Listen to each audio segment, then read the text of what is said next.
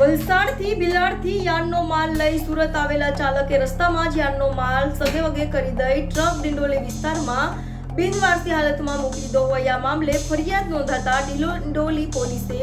2 આરોપીને ઝડપી પાડી યાન સહિત 25 લાખનો મુદ્દામાલ કબજે કર્યો હતો।